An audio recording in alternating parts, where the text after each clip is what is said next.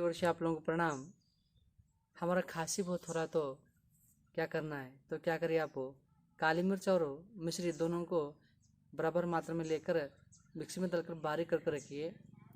कभी आपकी मर्जी, कभी जब भी चाहे खाकर पानी, गुनगुना पानी पीने, जरा पानी मत पिए, मुंह में रख ले, मुँह के घुमा घुमा कर पीने से हमारा खांसी जाता। ऊपर से गर्म पानी पीना है, हमारा खांसी जाता। कर देखिए। प्रणाम।